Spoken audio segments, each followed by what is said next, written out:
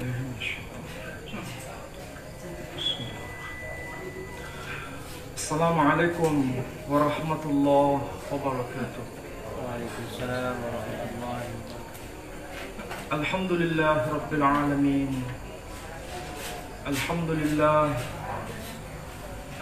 لله الذي أرسل رسوله بالهدى ودين الحق ليظهره على الدين كله وكفى بالله شهيدا. أشهد أن لا إله إلا الله وحده لا شريك له وأشهد أن محمدا عبده ورسوله لا نبي بعده. اللهم صل وسلم وبارك على حبيبنا ونبينا ومولانا محمد وعلى آله وأصحابه وسلم تسليما كثيرا. فيا أيها الحاضرون أوصيكم ونفسي بتقوى الله فقد فاز المتقون. قال الله تبارك وتعالى في القرآن العزيز: أعوذ بالله من الشيطان الرجيم. بسم الله الرحمن الرحيم. إن الله اصطفى آدم ونوحا وآل إبراهيم وآل عمران على العالمين. Al-ayah. Sadaqallahul azim. Saudara-saudara sekalian, marilah kita menghaturkan pujian dan syukur kita kehadirat Allah Subhanahu wa Ta'ala. Pada malam ini, bulan yang amat agung ini, kita bisa bersama-sama untuk mentadabbur ayat-ayat Allah. Mudah-mudahan kehadiran kita semua mendapat rahmah dari Allah Subhanahu wa Ta'ala. Saudara-saudara sekalian, tema yang akan saya bicarakan pada malam ini, di bulan agung, bulan mulia ini, tadi saya kutip dari surah Ali Imran ayat yang ke-35. Kalau kita perhatikan ayat yang baru saja saya baca, kita akan menemukan sebuah informasi penting yang merujuk pada pemahaman mengenai bagaimana Allah telah menetapkan fungsi utama berkaitan dengan pengemban risalah kebenaran. Dan itu berlanjut dari satu generasi ke generasi berikutnya. Dan itu melampaui batas zaman, melampaui batas wilayah, yang tentu saja berkaitan dengan kehidupan kita sendiri. Saudara-saudara, kalau diterjemahkan ayat itu secara sederhana, Innallaha astafa Adam. Sesungguhnya Allah telah memilih Adam. Wa Nuhan, dan juga Nuh. Wa ala Ibrahim, dan juga keluarga Ibrahim. Wa ala Imran, dan juga keluarga Imran, alal alamin, atas seluruh alam. Kalau kita perhatikan rentetan informasi pada ayat itu, disebutkan urut-urutannya, dan satu dengan yang lain merupakan kelanjutan misi dari sebelumnya.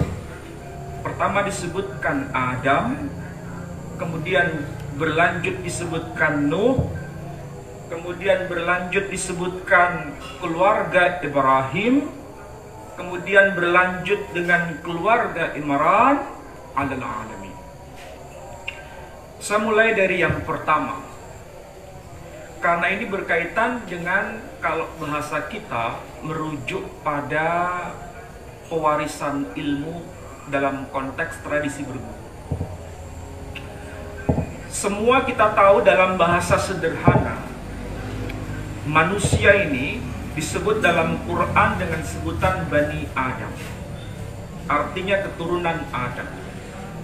Berarti tokoh sentralnya merujuk pada tokoh yang bernama Adam. Kalau kita bicarakan dalam konteks tokoh ini, manusia asalnya dari satu tokoh yang disebut dalam Quran, yakni Adam itu sendiri. Ketika Allah bicara mengenai tokoh Adam, sebetulnya bukan sekedar bicara mengenai manusia itu saja, tapi yang lebih penting adalah siapa sebetulnya manusia dibanding dengan yang lain. Makanya ketika Allah Subhanahu wa Ta'ala menjadikan khalifah di muka bumi ini, Adam menjadi pilihan utama dibanding makhluk-makhluk yang lain. Dan posisi Adam itu adalah makhluk yang terakhir setelah diciptakan makhluk-makhluk yang lain, termasuk para malaikat itu sendiri. Itulah akhirnya ketika kalau kita baca Al-Quran terjadi dialog antara Allah Subhanahu wa Ta'ala bersama para malaikat. Malaikat berkata, "Ataj'alu fiha may yufsidu fiha wa yasfiku dima wa nahnu nusabbihu bihamdika wa nuqaddisu lak." Kalau diterjemahkan, apakah engkau akan menciptakan khalifah? Menciptakan khalifah. Tidak disebut khalifah itu namanya siapa. Tidak disebut jenisnya seperti apa. Tidak disebut rupanya seperti apa. Hanya disebutkan Allah dengan ungkapan khalifah. Inni ja'ilun fil ardi khalifah. Aku sesungguhnya akan menciptakan seorang khalifah, tanpa menyebut siapa namanya. Makanya kemudian malaikat pun bertanya, "Ataj'al fiha may yufsidu fiha wa yasfiku dima?" Apakah engkau akan menciptakan makhluk yang nanti akan menumpahkan darah dan membuat kerusakan di muka bumi? Ada kata menarik di situ yang diungkapkan oleh malaikat dengan sebutan wayasfikud dima, yang makhluk itu nanti wayasfikud dima, dia akan menumpahkan dima. Dima itu kalau kita paham bahasa Arabnya maknanya jamak dari kata dam. Dam itu artinya darah. Cuma dua huruf saja, dal dan mim. Sementara nanti makhluk itu nanti disebutkan wa'allama Adamal asma'a kullaha. Dan Allah mengajarkan kepadanya, yakni Adam, segala keilmuan. Disebutkan baru namanya Adam. Hurufnya terdiri atas 3 huruf. Hanya ditambahkan 1 huruf alif saja. Jadi kesimpulan sederhana, sebelum makhluk itu diciptakan, sebelum disebutkan namanya, malaikat sebetulnya tak ada sesuatu yang penting dalam pemahamannya. Keilmuannya luar biasa. Itu malaikat. Tetapi ingat, meskipun sehebat itu malaikat, dia tidak memiliki posisi sebagaimana posisi Adam itu sendiri. Ini pelajaran untuk kita, bahwa kalau Allah sudah menetapkan sesuatu, kita yang merasa lebih dalam ukuran manusia, dalam ukuran makhluk, tidak layak dihadapkan kepada Allah Subhanahu wa Ta'ala. Karena Adam memiliki posisi seperti itu sebetulnya tidak luar biasa dibanding malaikat. Tetapi karena Adam diberikan posisi itu, taken for granted dari Allah Subhanahu wa Ta'ala, karena dia sebagai pengemban risalah itu. Itulah guru pertama di muka bumi ini, dialah Adam. Saudara-saudara, setelah masa Adam berlalu, manusia sudah semakin banyak. Warisan keilmuan telah dititipkan kepada Adam dan disampaikan kepada generasi setelahnya. Tapi itu tidak mulus sedemikian rupa. Akan terjadi seleksi. Seleksi itu maka nanti muncul tokoh yang kedua, yakni Nuh. Kenapa disebutkan Nuh? Karena saat itu risalah kebenaran itu nanti akan terbelah dua. Akan terbelah dua. Kalau bahasa kita, pasti dalam setiap periode itu akan terjadi pembelahan-pembelahan. Dengan bahasa lain begini, kebenaran itu akan terus disampaikan dari generasi ke generasi, tidak akan pernah putus. Sekali lagi, kebenaran itu terus senantiasa ada dari satu generasi ke generasi berikutnya, tidak akan pernah putus. Tetapi setiap tidak pernah putus, terjadi pembelahan.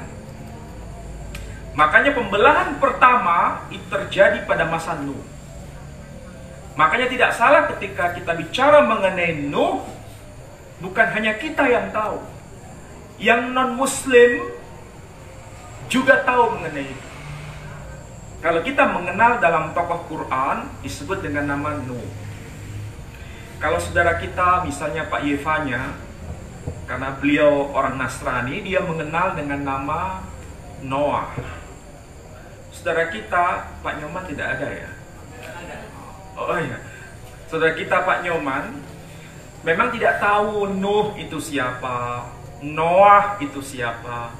Tapi kalau kita tanya kepada Pak Nyoman tahu enggak, ada enggak dalam agama Hindu disebutkan tokoh besar, yang tokoh besar itu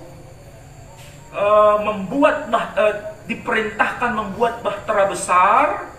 Barang siapa naik ke bahtera besar itu, mereka akan selamat. Yang tidak naik ke bahtera besar itu, mereka akan tenggelam.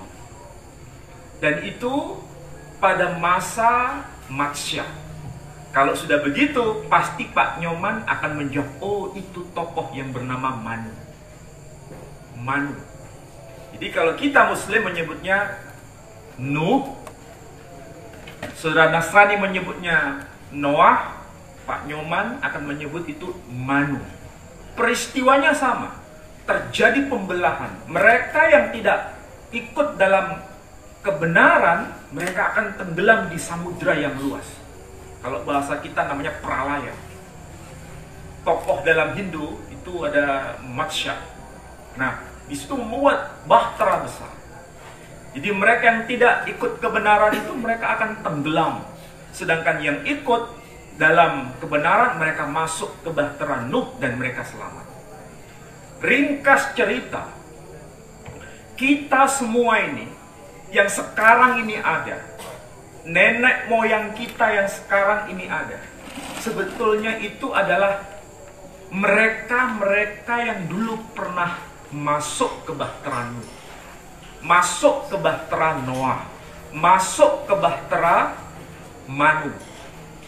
Dan itu menjadi pelajaran bagi semua agama, bahwa kebenaran itu tidak akan pernah habis, kebenaran tidak akan pernah hilang, tapi kemudian terus-menerus diwariskan. Makanya tokoh Manu itu menjadi penyatu semua agama, penyatu semua agama, mau agama tradisi Arya maupun tradisi agama-agama Ibrahimiyah, menyatu menjadi satu. Kemudian setelah penyebutan tokoh Nuh, tradisi berguru itu tidak putus sampai di situ. Terus berlanjut sampai kemudian munculnya dalam keluarga yang disebut keluarga Ibrahim.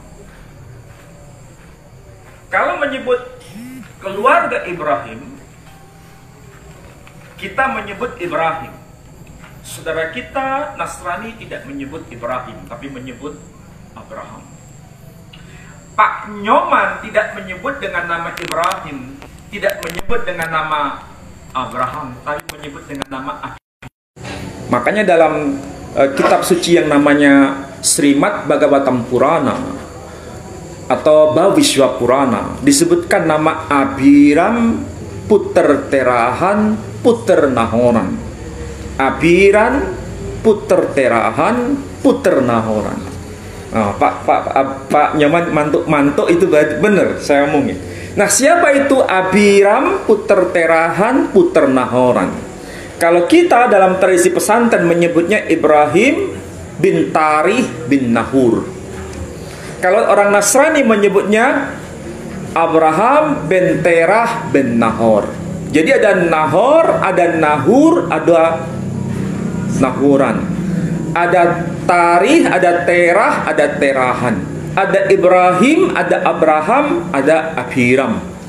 Ternyata tokoh-tokoh ini memang dalam lahjah bahasa yang beda, tapi tokohnya satu. Nah, saudara-saudara, makanya ketika keluarga Ibrahim nanti itu pecah menjadi 3 kelompok agama besar, yakni Yahudi, Kristen, dan Islam, memang ada perbedaan-perbedaan, tapi kemudian itu ada penyatu-penyatunya, ada simpul-simpulnya. Perbedaan-perbedaan itu ada, tapi penyatu-penyatunya itu tetap senantiasa terus diwariskan dari satu generasi ke generasi. Ini kalau bahasa kita itu yang disebut dengan pewarisan keilmuan dalam konteks tradisi berguru terus berlanjut. Makanya kalau kita tanya apa sih sebetulnya tradisi berguru itu? Tradisi itu artinya warisan. Warisan apa? Keilmuan. Tradisi diwariskan dari satu generasi ke generasi. Melalui apa? Melalui konteks guru. Guru itu apa? Guru itu sesuatu, nah, kebetulan bahasa istilah guru itu dari bahasa sucinya Pak Nyoman.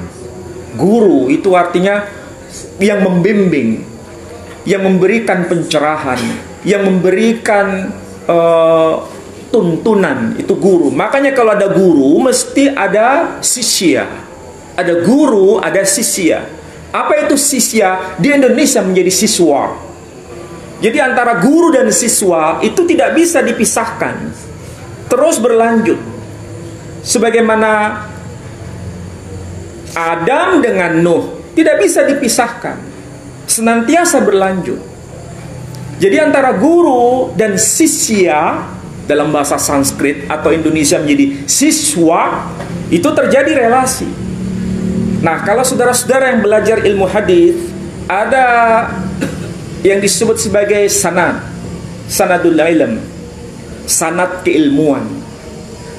Apa yang menjadi pengetahuan guru, tulisan-tulisannya itu disebut dengan asal. Sementara kalau kita yang menyalinnya pengetahuan itu, yang mengikuti pengetahuan itu, kemudian menerapkan dalam kehidupan kita, tulisan-tulisan kita itu tidak disebut asal tapi disebut nushah. Nushah. Jadi antara asal dengan nushah itu bersambung. Nanti kalau nushah itu sudah betul-betul mantap, akan berganti menjadi asal. Kemudian meneruskan lagi menjadi nushah baru. Terus begitu. Jadi asal menjadi nushah. Nushah nanti menjadi asal, mewariskan menjadi nushah. Terus begitu. Tidak akan pernah berhenti. Itu yang disebut sebagai tradisi berguru. Jadi maka tidak salah kalau saudara-saudara yang pernah baca sedikit penelitian dari Profesor ada seorang filolog besar, Martin van Busselen. Beliau meneliti tahun 1965 waktu itu, dan bukunya sudah diterbitkan dalam bentuk buku, orang Belanda.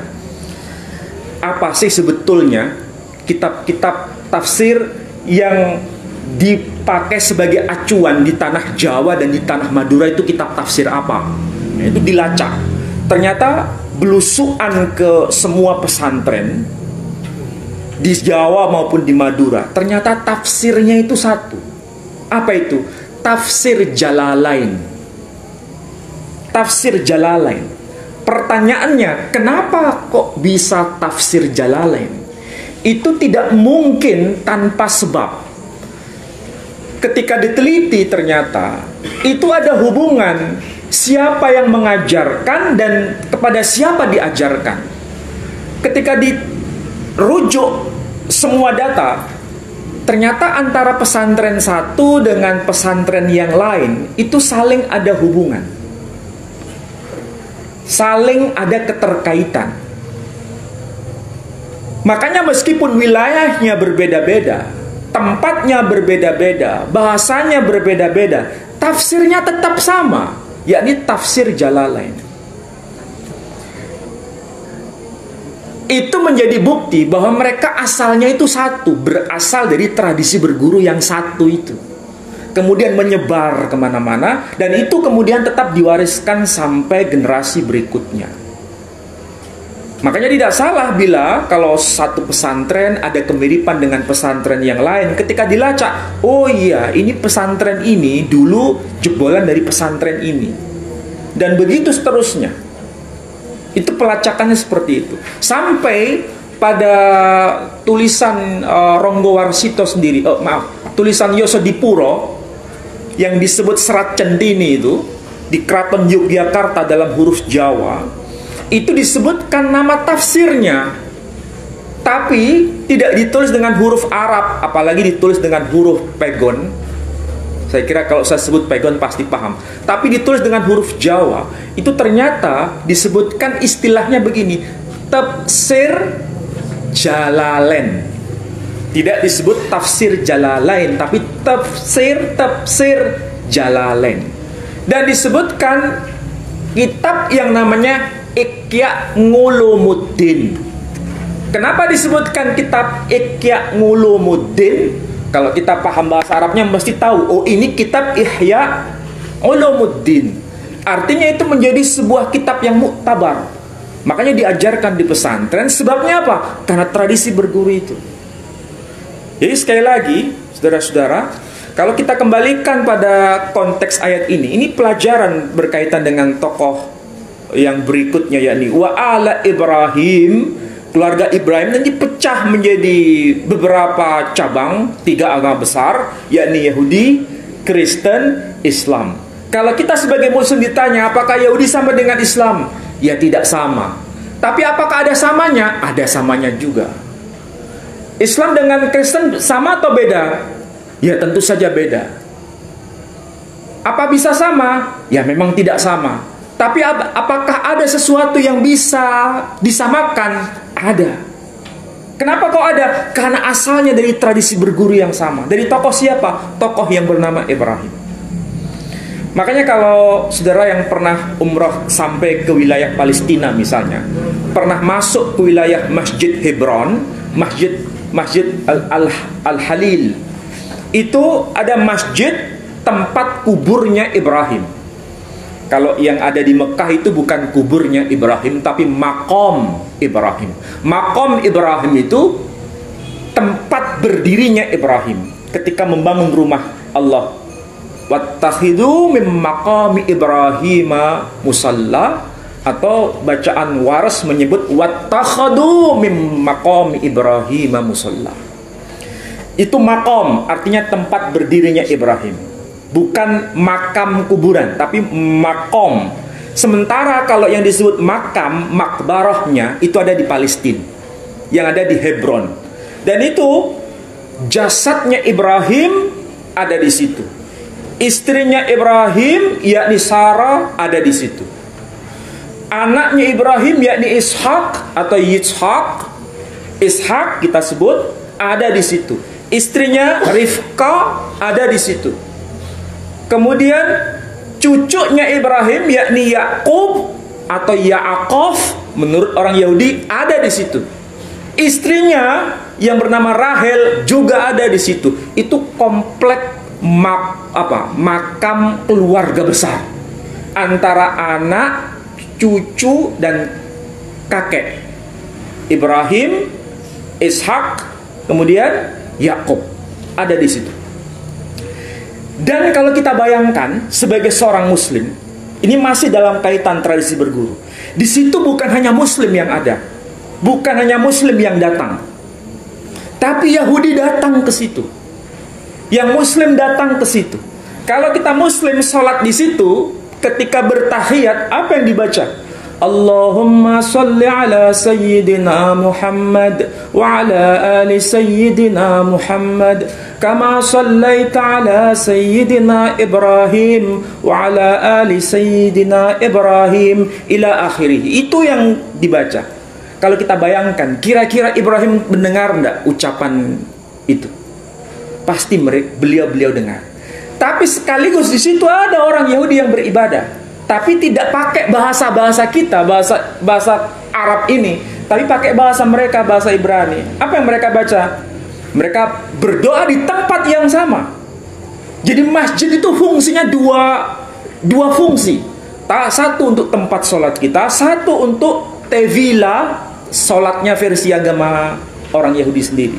Di tempat yang sama. Coba bisa bayangkan enggak itu? Dua umat yang berbeda tapi bisa bersama, karena mereka mengingat asalnya kita dari tradisi berguru yang sama meskipun akhirnya berbeda. Ini pelajaran untuk kita sebetulnya. Berbeda itu sesuatu yang harus diterima, taken for granted. Berbeda itu bisa beda, tapi kita tidak bisa kemudian menjustifikasi ini menjadi milik saya, yang lain tidak berhak. Nah, ini pemahaman yang seperti ini harus utuh, tidak boleh separuh-separuh. Artinya apa? Pemahaman ini pemahaman yang betul-betul tahu bahwa ini asalnya satu meskipun akhirnya harus berbeda. Asalnya satu meskipun akhirnya harus berpisah. Nah, yang Yahudi berdoa di situ apa yang dibaca? Yang dibaca adalah menarik sekali. Apa itu? Shema Israel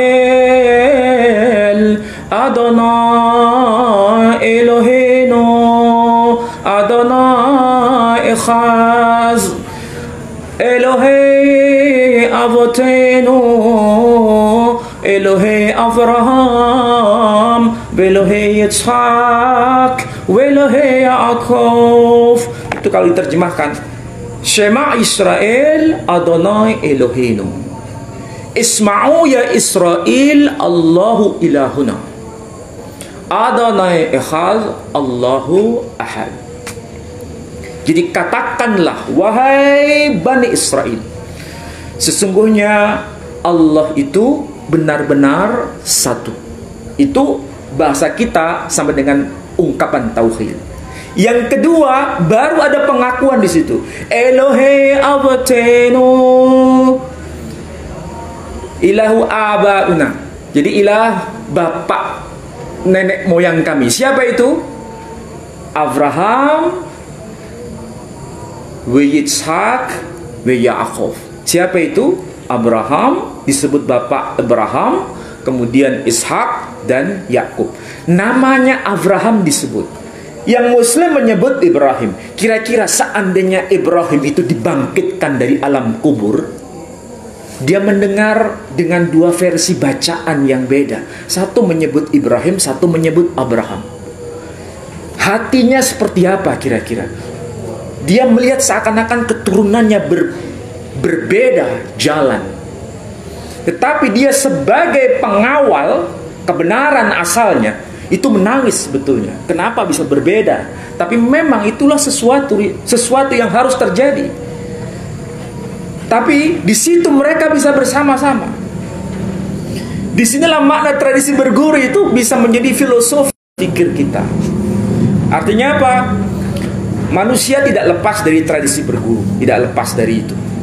Tetapi kita harus saling memahami bahwa ada cabang guru-guru lain, ada cabang pengajar-pengajar lain yang memiliki tradisi yang hampir ada kedekatan dengan kita, dan itu sebetulnya asalnya merujuk pada tokoh yang satu.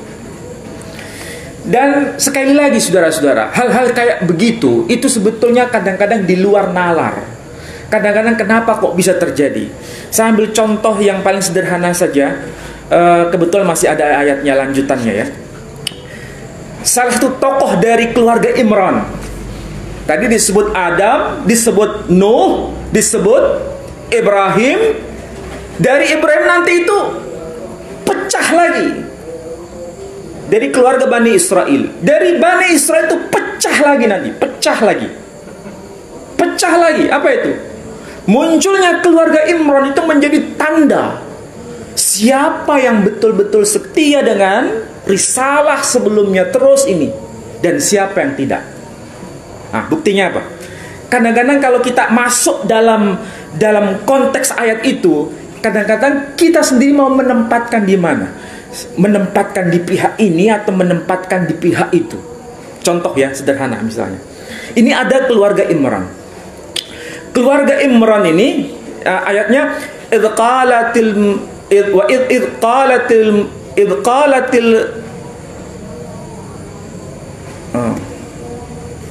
baca mulai dari awal aja ya.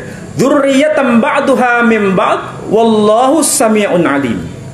Jadi mereka itu satu dengan yang lain merupakan satu dzurriyyah dengan yang lainnya. Wallahu sami'un alim, dan Allah itu maha mendengar dan maha mengetahui. Idz qalat imra'atu Imran, ingatlah tatkala istri Imran ini berkata apa? Inni nadartu laka ma fi batni. Sesungguhnya aku bernadar kepadamu atas apa yang ada dalam buah rahimku. Jadi istri Imran itu bernadar atas apa yang ada dalam buah rahimnya. Muharraran fataqabbal minni, menjadi pelayan suci maksudnya di rumah Allah itu yang ada di Yerusalem. Fataqabbal minni, maka terimalah nadar ini. Kemudian yang menarik itu ungkapan dia, innaka antas samiul alim, sesungguhnya engkau maha sami, maha mendengar dan maha mengetahui. Falamma wada'atha qalat, maka tatkala bayi itu lahir, dia berkata, Rabbi inni wada'atuha unsa, sesungguhnya aku ini melahirkan anak perempuan. Wallahu a'lamu bima wada'at, sesungguhnya Allah lebih tahu atas apa yang sudah aku lahirkan ini. Jadi kalau konteksnya bicaranya istri Imran, dia mengandung, tapi saat dia mengandung tidak tahu jenis kelaminnya itu apa, tidak tahu. Tapi kita bisa tahu melalui ayat itu bahwa dia ingin anaknya itu anak laki. Sekali lagi, saat dia mengandung dia tidak tahu jenis kelaminnya anaknya itu apa. Tapi yang dia inginkan sebetulnya anak laki-laki. Makanya kemudian dia berkata, walaitsa dzakaru kal unsa, laki-laki itu tidak sama dengan perempuan. Dari ayat ini bisa diketahui bahwa dia sebetulnya ingin anak laki tapi dihadiahi anak perempuan. Kira-kira kalau kita posisinya kayak istrinya Imran, pasti jawabannya sama. Dan tentu saja ini konteksnya Bani Israel. Kenapa yang dia minta itu anak laki bukan anak perempuan? Alasannya sederhana. Kalau kita Muslim, ini beda dengan Bani Israel. Bani Israel merujuk pada kitab hukum Taurat sendiri. Kalau kitab hukum Taurat, itu kalau anak pertama laki, itu dapat warisannya 2 kali lipat. Kalau anak kedua laki dan seterusnya, itu dapat warisannya separuhnya. Kalau anak perempuan dapatnya berapa? Pertanyaannya. Kalau Muslim jawabnya gampang. Kalau anak laki dapat 2. Anak laki pertama dapat 2. Anak laki kedua ya tetap dapat 2. Anak laki ketiga tetap dapat 2. Kalau anak perempuan dapat 1. Itu kalau hukum Quran. Kalau Bani Israel tidak. Anak laki pertama 2 kali lipat. Anak laki berikutnya separuhnya, hanya 1. Kalau anak perempuan dapat berapa? Tidak dapat apa-apa. Itu kalau hukum Yahudi begitu. Makanya kemudian dia berkata, walaitsa dzakaru kal unsa, laki-laki itu tidak sama dengan perempuan. Makanya ketika dia minta anak laki, tapi yang lahir anak perempuan, maka kemudian dia berkata, walaysa dzakaru kal untha, laki-laki tidak sama dengan perempuan. Dikuatkan dengan ungkapan dia, wa inni sammaituha Maryam, maka sesungguhnya aku memberi nama anak ini dengan nama Maryam. Kita mungkin tidak tahu apa makna Maryam. Ternyata disinilah rahasianya. Rahasianya apa? Kalau kita ada makanan disebut makanan roti Maryam, itu pasti enak. Soto Maryam pasti enak. Roti Maryam pasti enak. Tapi tahukah kita apa makna Maryam? Ternyata makna Maryam tidak sedahsyat roti Maryam. Makna Maryam tidak sedahsyat soto Maryam. Maryam itu arti harfiahnya pahit atau getir. Makanya ketika dia berkata wa inni sammaituha Maryam, sesungguhnya aku memberi nama bayi ini dengan nama Maryam, itu berarti sejak bayi perempuan ini dilahirkan, sejak bayi perempuan ini dilahirkan, dia sudah menanggung penderitaan. Dan ini mengalami puncak sampai dia melahirkan. Tidak akan pernah berhenti. Jadi mulai dia dilahirkan sampai dia melahirkan, hidupnya penuh dengan kegetiran. Bahasa Quran itu kayak begitu. Makanya kalau kita tanya siapa itu Maryam, dia lahir dalam penderitaan. Artinya kalau bahasa kita, itu anak yang tidak diharapkan sebetulnya. Kalau bahasa kita, tidak diharapkan karena yang diminta laki tetapi dapatnya perempuan. Itu konteks ayat ini. Itu kalau Bani Israel. Kalau Bani Israel kalau dapat anak perempuan hanya seperti ini ekspresinya. Tapi kalau bangsa Arab, Bani Ismail, bukan hanya menderita batin, anaknya pun perempuan dibunuh. Lebih kejam lagi kalau bangsa Arab itu. Masa itu sebelum Islam dapat perempuan langsung anak itu dikubur hidup-hidup. Tapi kalau Maryam konteks Bani Israel paling banter, tidak dapat warisan sama sekali. Makanya hidupnya seperti itu. Dari tokoh ini nanti akan menjadi penyelesaian. Tokoh ini nanti akan melahirkan tokoh yang bernama Isa Al-Masih. Nah, dalam konteks berguru itu, ya berguru akan terus berlanjut sampai kapanpun, tidak akan pernah selesai. Nah, kalau bahasa kita ya di pesantren itu lebih tepatnya. Kalau di kampus sebetulnya ya sama juga tradisi berguru, tapi ruh tradisi berguru itu betul-betul ada di pesantren. Bedanya separuh. Kalau di kampus itu pewarisan ilmu saja, tapi kalau di pesantren bukan hanya sekedar pewarisan ilmu, tapi juga pewarisan bahasa kita itu akhlaknya itu, pendidikannya itu. Jadi bukan hanya yang dididik nalarnya, tapi juga spiritnya, spiritualnya. Kalau di kampus hanya nalarnya saja. Maka tidak salah kalau di kampus antara seorang dosen dengan mahasiswa itu seperti teman biasa. Nggak ada kalau bahasa kita unggah-ungguh itu nggak ada. Tahu unggah-ungguh ya? Nggak ada unggah-ungguh. Tapi kalau di pesantren masih dibangun tradisi itu. Itu bedanya antara pesantren dengan kampus. Jadi sekali lagi, itu akan terus berlanjut, tradisi berguru itu tidak akan pernah selesai sampai menjelang zaman akhir itu. Meskipun ada perbedaan-perbedaan itu sebagai sesuatu yang memang harus diterima apa adanya, harus diterima apa adanya. Tapi nanti ini menjadi jawaban, dia yang akan menyelesaikan masalah pada zaman akhir nanti. Tokoh yang dilahirkan oleh Maryam ini yang akan menjadi penyelesainya.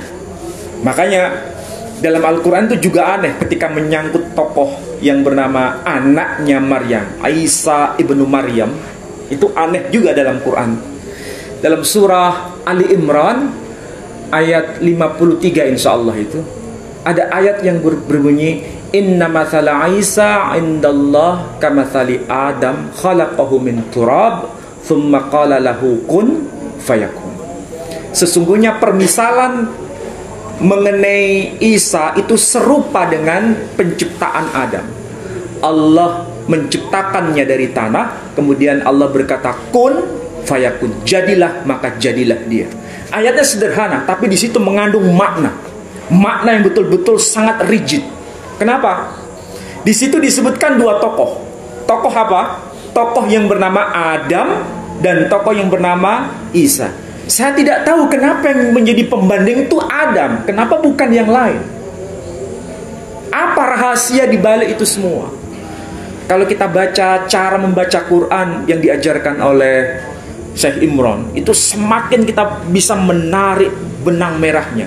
Artinya tidak sekedar mencantumkan sebuah kata, ada sesuatu di balik itu semua. Ada rahasia-rahasianya. Makanya kenapa disebutkan Isa sebanding dengan Adam, itu apa fungsinya? Ternyata kalau dihitung, Adam terdiri atas 3 huruf, Isa terdiri atas 4 huruf. Jadi huruf nama Adam digabung dengan huruf namanya Isa, itu kalau di total itu ada 7 huruf. Dua tokoh ini kalau di total digabung namanya ada 7 huruf. Apa maksudnya?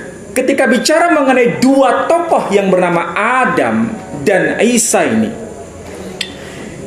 ada sesuatu yang menjadi kesamaan di antara dua tokoh itu.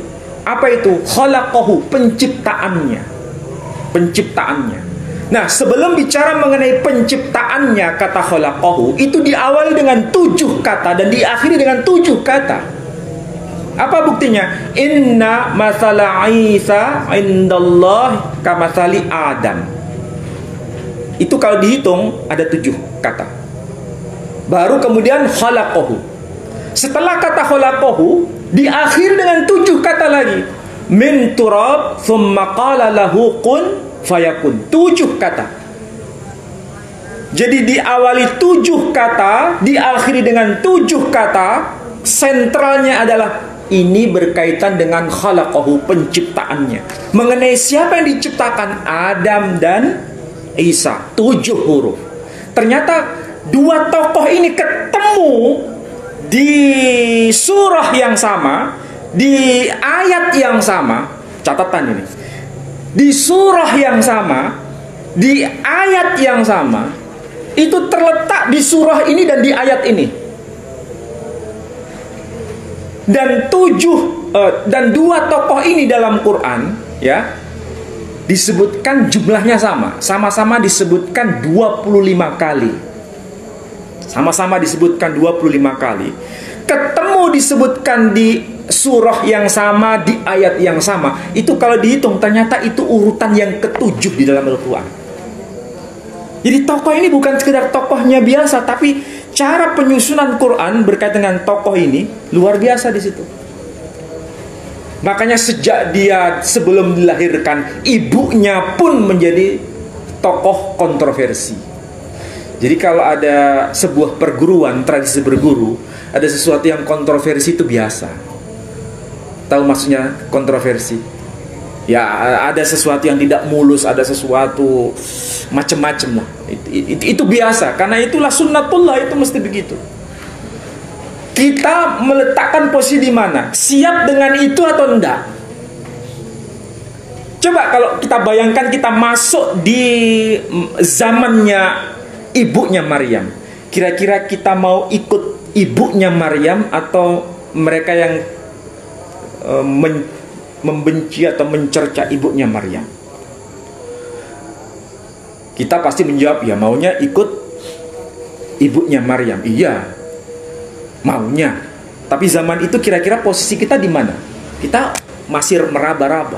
Makanya tidak gampang dalam mengikuti jejak itu. Memang harus ada sesuatu yang menjadi ukuran. Jangan dilihat gemerlapnya sesuatu, tapi ada hal-hal yang di luar nalar sebetulnya. Sama seperti apa yang terjadi dalam Quran tuh. Tokoh Isa itu tokoh kontroversi.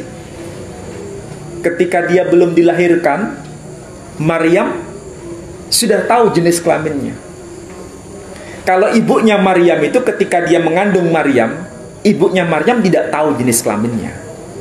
Tapi ketika Maryam hamil, sebelum bayinya lahir, dapat berita dari malaikat itu, dia sudah tahu jenis kelaminnya. Itulah Quran. Jadi Quran itu dalam hal pembahasan mengenai pembawa obor kebenaran itu tidak akan pernah berhenti, terus menerus. Nah, kebetulan dalam Quran diwakili dengan tokoh-tokoh kenabian ini, tokoh-tokoh kenabian. Kita sekarang tidak ada tokoh nabi, sudah selesai, dipamungkasi dengan risalah yang terakhir, Muhammad Sallallahu Alaihi Wasallam. Tapi anehnya saudara-saudara, semua itu saling ada kesinambungan tokoh-tokoh yang lain. Saya belum mulai dari yang Islam, saya ambil contoh dari Pak Nyoman saja.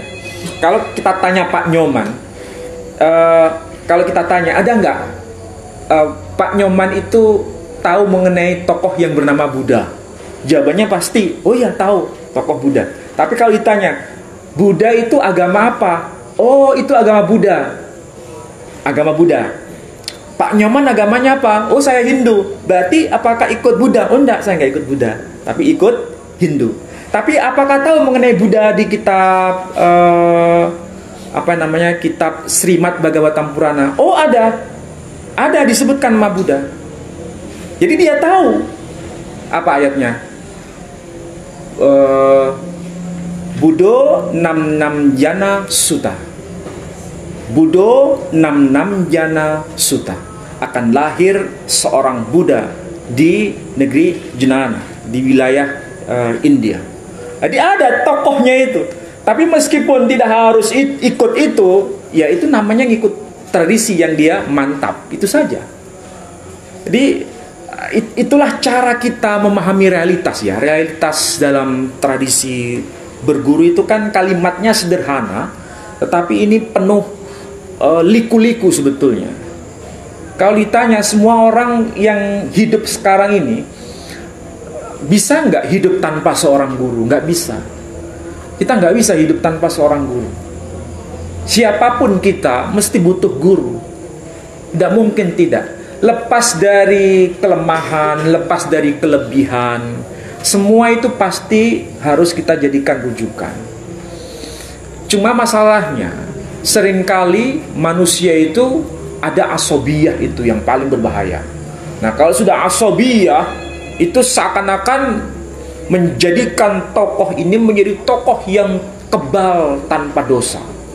Nah, ini yang bahaya.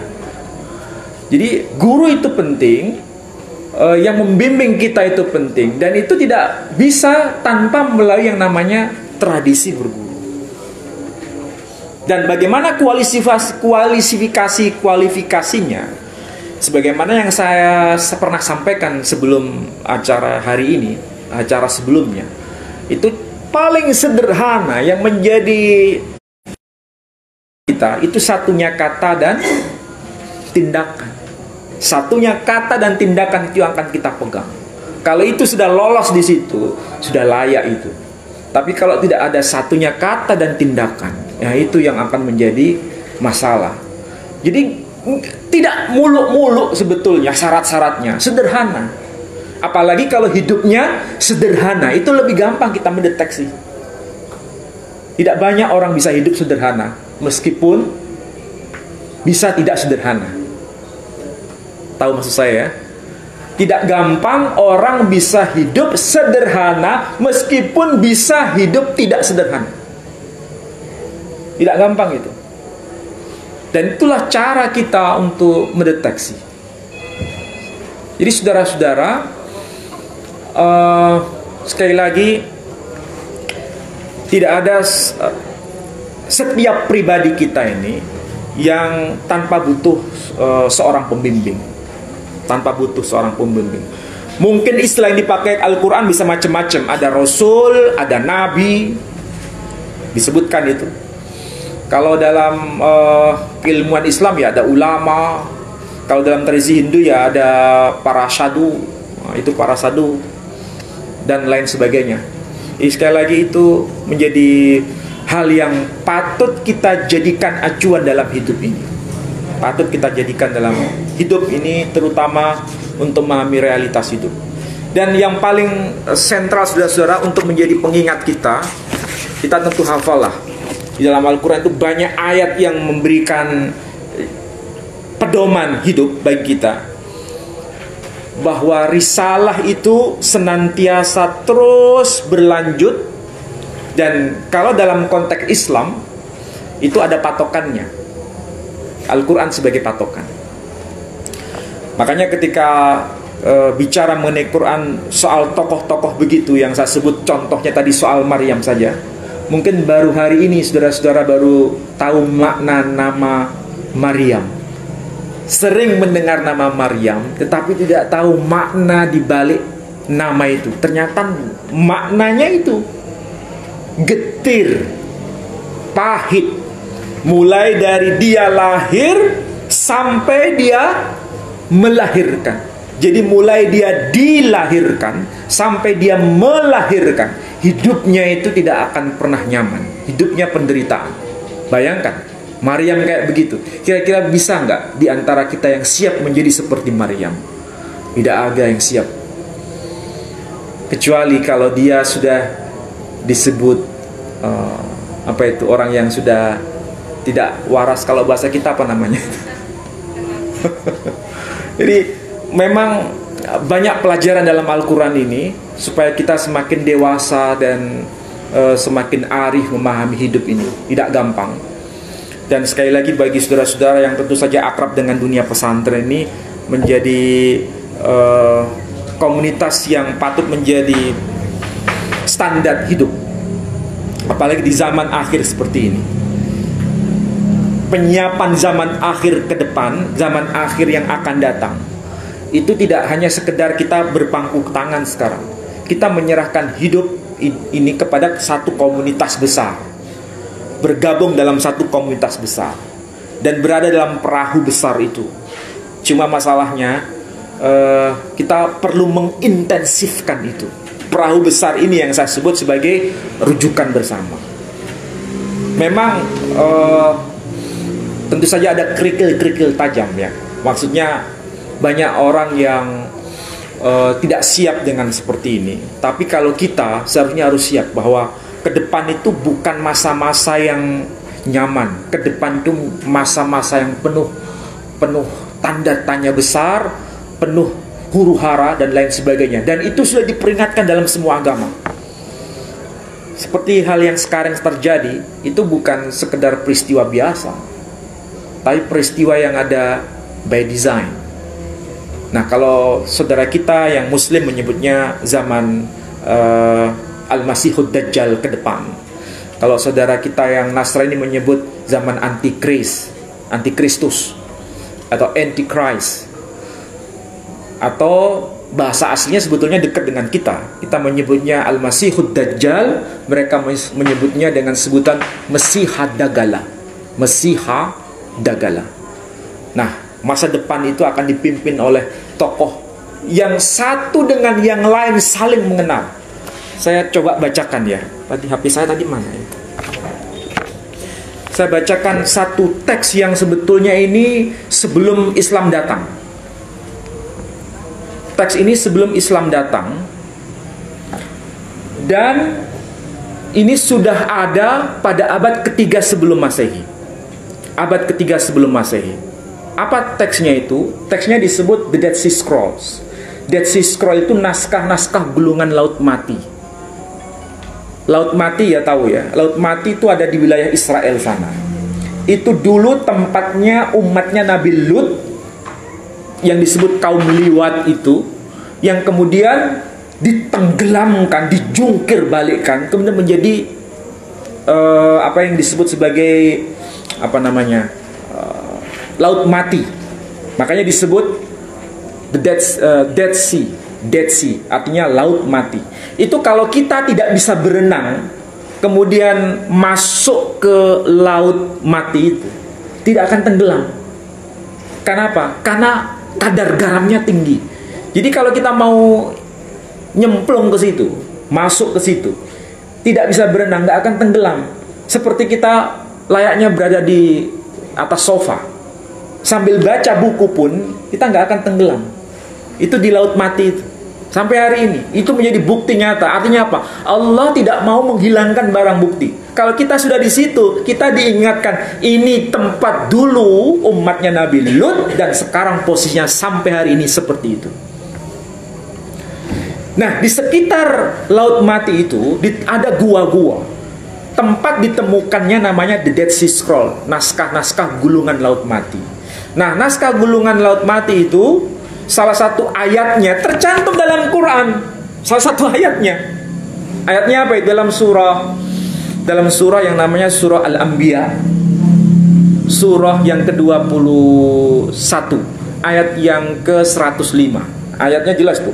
Walaqad katabna fis zabur min ba'd dzikr annal arda yarithuha ibadiyas salihun.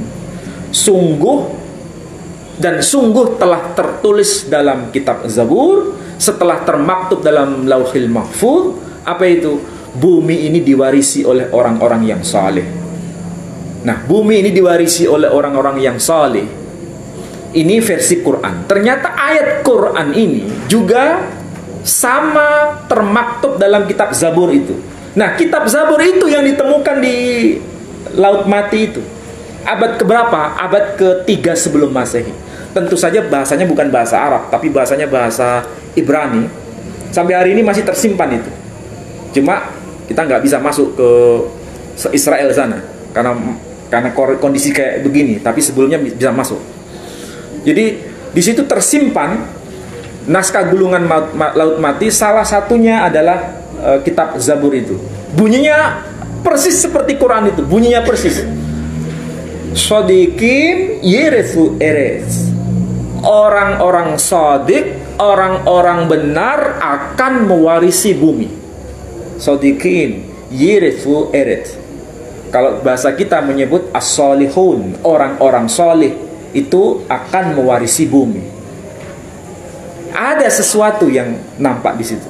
Nah, selain ada yang disebut sebagai kitab Mizmor itu, ini ada satu kitab lagi, gulungan naskah laut mati. Itu kalau dibunyikan begini: Bonevia wa Mosihei Aharon wa Yisrael. Akan datang seorang nabi dan 2 orang Mesaya dan 2 Al-Masih. Kalau bahasa mereka begitu. Akan datang seorang nabi dan kemudian 2 orang Mesaya. 1 dari keturunan Harun dan 1 dari keturunan Israel.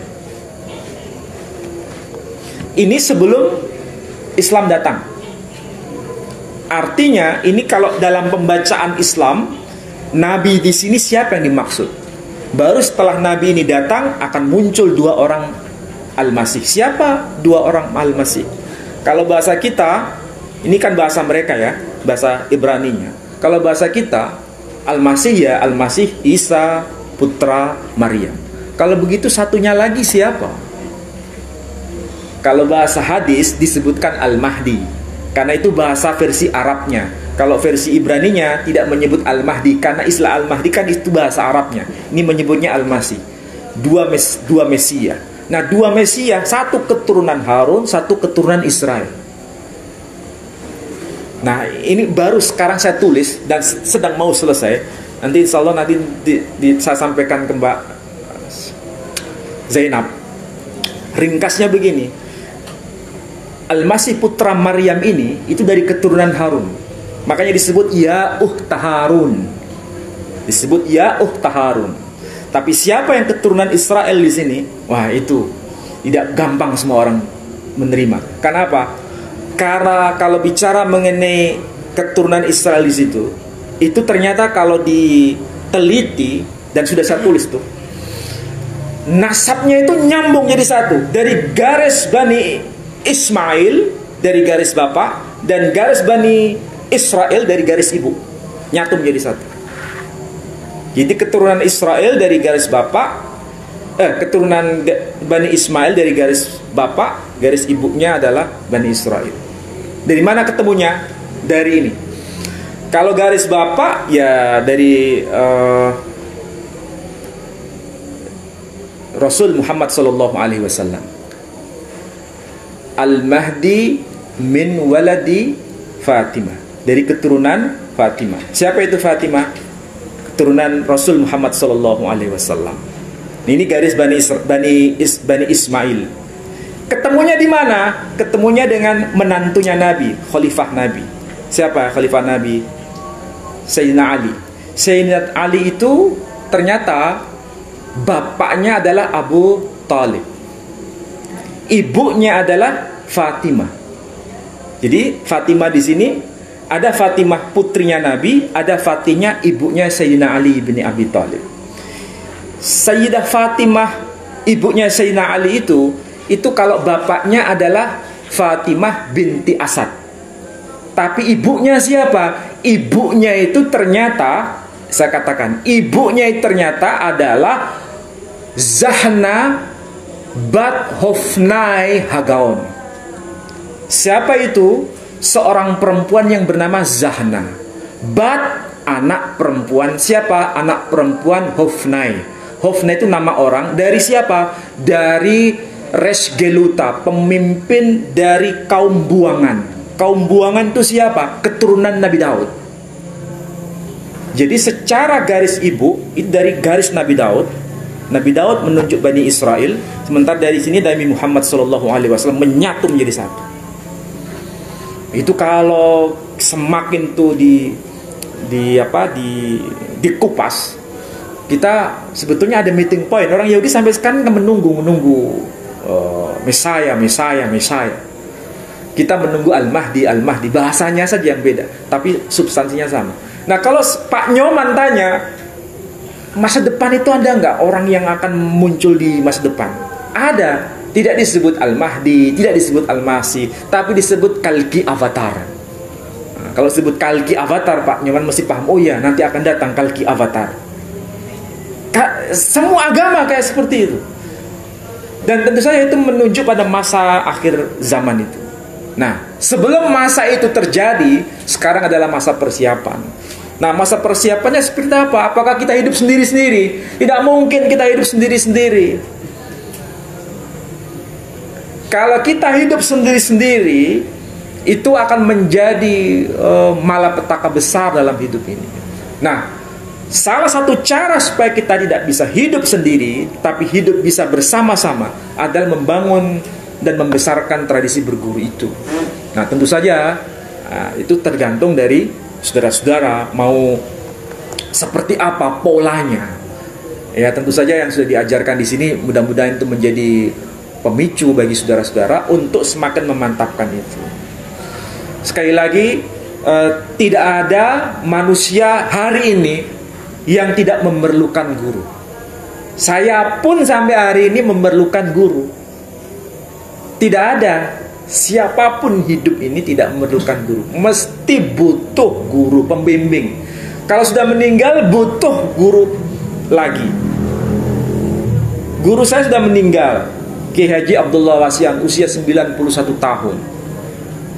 Nah, kalau sudah meninggal apakah berhenti berguru? Tidak, tetap mencari guru. Terus guru sampai kita selesai hidup ini. Jadi saudara-saudara, sekali lagi, tradisi berguru itu harus ada, dan merujuk pada guru itu ada, dan ada barometernya untuk kita mencari guru dan merujuk pada seorang guru. Nah, itu penting. Tapi jangan terlalu memudahkan mencari guru. Nah, kalau terlalu memudahkan mencari guru juga bahaya. Tapi kita selektif mencari guru itu penting.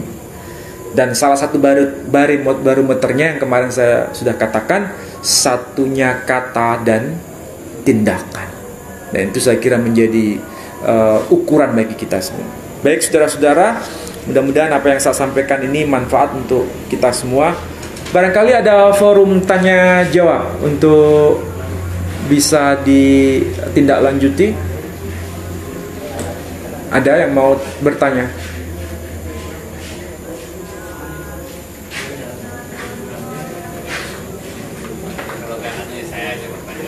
Oh iya Pak Nyoman, silakan.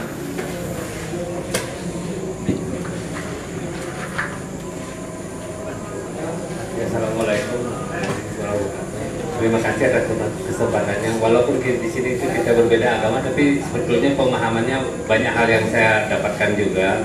Terutama adalah perbedaan itu wajar, beda-beda sudut pandang. Karena jika kita mengacu mungkin dari kitab yang berbeda. Nama-nama lain itu biasa disebut, tapi kadang-kadang kita tuh kan kurang paham ini namanya disebut di sini siapa, kemudian nama. Nah itu yang sering memicu suatu perselisihan pendapat. Padahal kalau kita lihat tadi juga disebutkan ya dia mati seperti halnya ada namanya Abraham di Hindu, ada namanya Brahman, atau namanya seperti tadi juga ada namanya Maryam kan gitu ya. Kalau di Hindu itu juga ada namanya Kunti. Terus nanti melahirkan putra Surya atau apa segala macam. Nah sehingga kalau misalnya Isa atau segala macam itu memang ada hubungannya. Nah sehingga kalau saya amati juga kitab Weda maupun Injil maupun Al-Quran itu banyak sekali hal yang memang memiliki titik-titik temu. Jadi ada link-linknya. Nah cuman perbedaan itu memang selalu ada. Nah, sekarang yang menjadi mungkin pertanyaan saya ini agak keluar sedikit ya. Nah, sekarang kan kondisi kenegaraan lagi begini, COVID menyerang apa segala macam, terus perselisihan pun kelihatannya juga baik di internal agama masing-masing.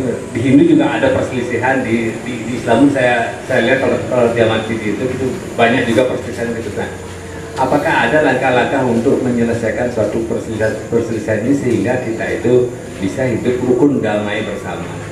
Itu aja sih yang saya tanyakan. Terima kasih. Ya. Terima kasih Pak Nyoman. Saya anggap kehadiran Pak Nyoman itu kalau bahasa hukum sebagai saksi mata, karena akan menjadi saksi dalam arti apa yang saya katakan itu bisa dikonfirmasi ya.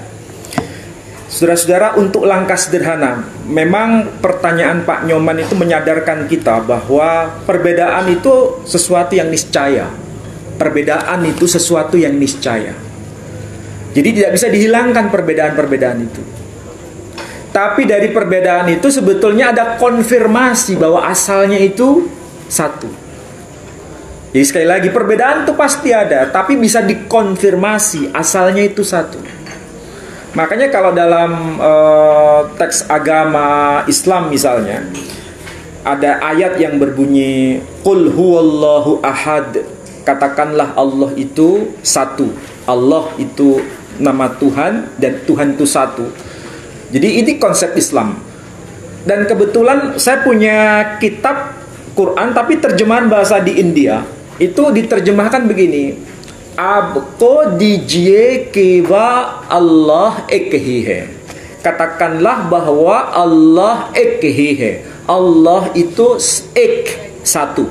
Allah itu satu, ek. Makanya ada orang namanya Pak Eko, itu berarti oh ini pasti anak pertama ini. Atau Bu Eka mesti anak urutan pertama. Jadi Eko, Eka itu maksudnya satu. Jadi Apko dijiye kewa Allah ekhihe, Allah itu satu. Ketika saya baca namanya kitab Brahma Sutra, kitab saudara kita Pak Nyoman ini, itu kitab suci juga. Kitab Brahma Sutra. Itu ada ayat yang senada dengan itu. Mirip dengan itu. Bunyi ayatnya bukan Apko dijiye kewa Allah ekhihe, tidak begitu. Nah, tapi bunyinya Bagawan ekhihe. Kalau Quran tadi menyebutnya Allah ekhihe, kalau Brahma Sutra menyebutnya Bagawan ekhihe. Bagawan ekhihe. Tuhan itu, Bagawan itu satu. Dastron nehihe, tidak ada duanya. Nehihe, nehihe, bukan ini, zarabi nehihe. Tidak ada sesuatu yang serupa dengannya. Kalau di Quran, walam yakul lahu kufuwan ahad. Kenapa kau bisa nyambung itu? Saya dengan Pak Nyoman tidak mungkin beribadah di tempat yang sama. Tidak mungkin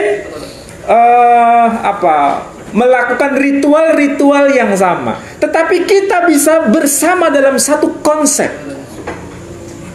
Dan itu niscaya memang faktanya seperti itu. Dan kalau kita tanya Pak Nyoman, ada nggak ayat begitu? Oh ada. Ada. Kenapa kau bisa ada di sini? Wallahu alam. Allah yang lebih tahu. Karena bagi kita Tuhan itu memang cuma satu. Tidak mungkin Tuhan itu ada dua. Tidak mungkin Tuhan itu ada sekian tidak ada. Tuhan itu ya satu itu. Satu itu. Makanya kalau ada sesuatu yang sama, itu ya normal. Meskipun bisa berbeda. Karena lebih senior Pak Nyoman itu kalau istilah keluarga, ini anak yang paling sulung. Agama Hindu itu paling tua. Muslim itu paling bontot, paling akhir. Makanya nabinya disebut khataman nabiyyin. Jadi paling bontot, paling akhir. Itu yang contoh sederhana. Contoh yang kedua, ini kitab suci kita ini, Quran ya. Tapi kalau kita lihat itu, mulai dari ayat demi ayat, itu kan ada angka, ya. Ayat demi ayat itu ada angka. Kemudian setiap halaman juga ada angka. Perhatikan baik-baik itu. Angka di situ kita sebutnya angka apa? Kita sebutnya angka apa? Apa kita sebut itu angka Arab yang di dalam kitab suci kita itu? Adadul Arabi? Tidak. Kalau angka Arab itu Adadul Arabi. Tapi angka apa? Adadul Hindi. Apa itu? Angka Hindu. Jadi angkanya di situ kita sebutnya angka Hindu. Ada dalam kitab kita. Apa harus kita hilangkan angka di dalam Quran? Siapa yang bisa berani? Kita harus berani mengakui bahwa iya ini Adadul Hind, bukan Adadul Arabi. Ini angka Hindu. Saya harus ngomong apa lagi? Saya harus tutupi ini. Saya telah atas kebenaran. Tidak boleh. Apa yang ada harus diutarakan apa adanya. Ini angka Hindu. Artinya apa? Hindu menjadi bagian dari kaum muslimin. Bahkan menjadi bagian dari kitab suci kaum muslimin. Angka Hindu, Adadul Hind. Coba tanya kepada ustadz-ustadz, tanya. Kalau nggak percaya. Nggak ada Adadul Arabi. Kalau Adadul Arabi itu di sini nggak ada ya. Yang angka 1, 2, 3, 4 paham ya? Ada angka 1, angka di jam tangan saya aja nih. Oh enggak, bukan. Jadi ada angka 1, 2 sampai 10 itu. Itu yang disebut Adadul Arabi, angka Arab. Itu yang disebut angka Arab. Kalau yang di sini yang dalam Quran itu angka Hindi. Jadi yang disebut angka 1, 2, 3 itu bukan angka Latin. Kalau kita sebut angka Latin itu karena kita korban dari penjajahan Belanda. Itu bukan angka Latin. Nggak ada angka Latin. Kalau huruf Latin ada. Kalau bahasa Latin ada. Tapi kalau angka Latin tidak ada. Yang ada cuma angka Romawi. Roman number. Apa itu angka Romawi, tahu ya? Ada angka Romawi 1, angka Romawi 2 itu ada. Coba bayangkan. Kalau kita bergerak di bidang bisnis. Bergerak di bidang bisnis, hitung-hitungan pakai angka Romawi. Kira-kira bisa nggak? Jebol itu komputer. Tapi yang harus dipakai apa? Harus angka Arab. 1, 2, 3, 4 itu yang kita pakai. Itu angka Arab. Makanya bisa dijumlah, bisa dikurangi, bisa ditambah, bisa dibagi. Itu pakai angka Arab. Nah kita ini ya Quran itu pakai angka Hindi. Adadul Hind. Itu baru angka Pak Nyoman. Belum ayat sucinya di sini. Ayat suci Hindu ada. Apa itu buktinya? Ini Quran luar biasa ini Quran. Dalam arti apa? Merangkul semua itu bukan sekedar basa-basi, tapi betul-betul apa adanya. Beda, biarkan beda, tetapi di situ kita bisa sambung. Sambungnya apa? Salah satu contoh, Di dalam Quran ada disebutkan malakaini bi Babila Haruta wa Marut. Di negeri Babel ada dua malaikat yang disebut malaikat Harut dan Marut. Siapa itu malaikat Harut dan Marut?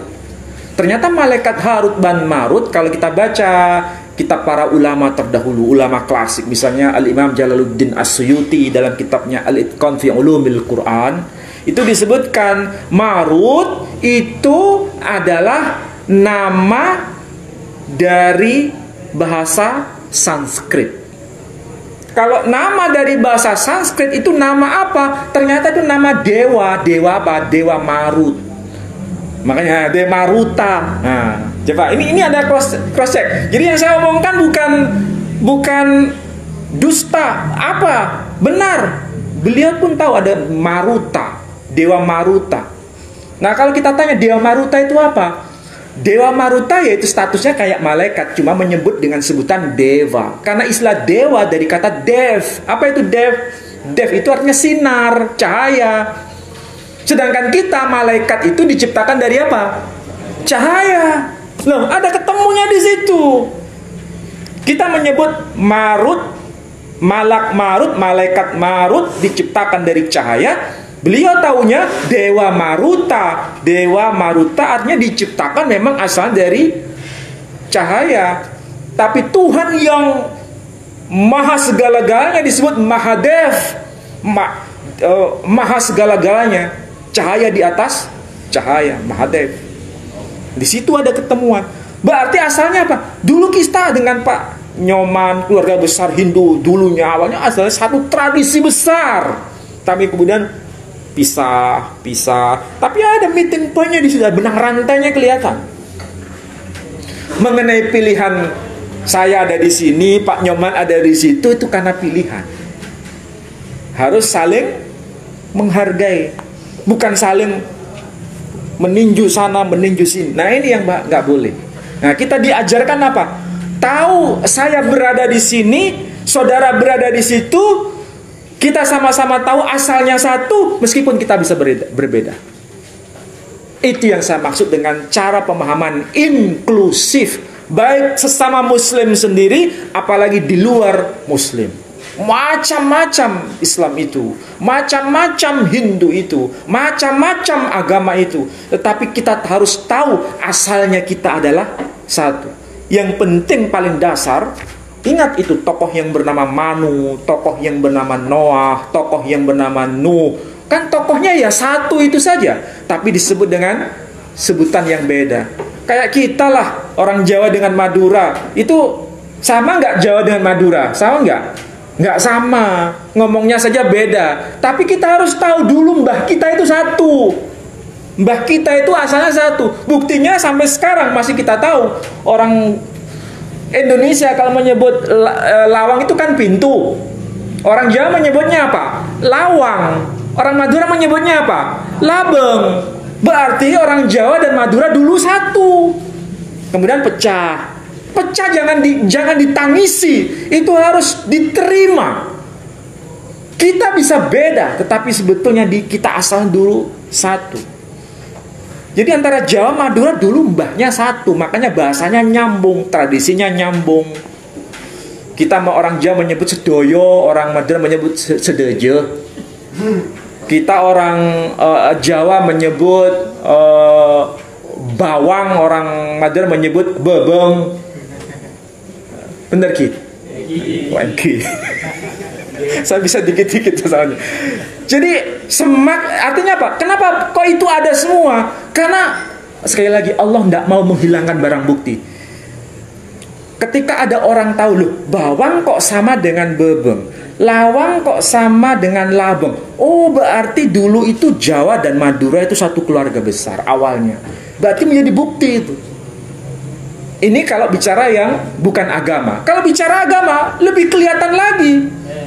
Buktinya angka Hindu ada di sini, di kitab saya. Ayat suci Weda ada di sini. Apa itu buktinya? Malakaini bi Babila Haruta wa Marut ada di sini. Bahkan yang ayat yang pernah saya kutip di sini juga, Ada ayat Quran dalam surat 30 ayat 23. Wa min ayatihi manamukum bil-lail wan nahari wa ibtigha'ukum min fadli. Dan kami jadikan sebagian malam bagi kalian, kami jadikan malam itu sebagai istirahat bagi kalian, dan siang hari sebagai sarana mencari rizkinya Allah Subhanahu wa taala. Ayat itu ternyata di mana? Ada di kitab sucinya Pak Nyoman. Dalam kitab apa? Dalam kitab yang namanya Manawa Dharma Sastra. Nah, Pak Nyoman kalau ditanya Manawa Dharma Sastra, langsung ya itu ada itu. Manawa Dharma Sastra. Apa itu Manawa Dharma Sastra? Kitab suci yang diterima oleh Manu. Siapa itu Manu? Ya Nabi Nuh itu.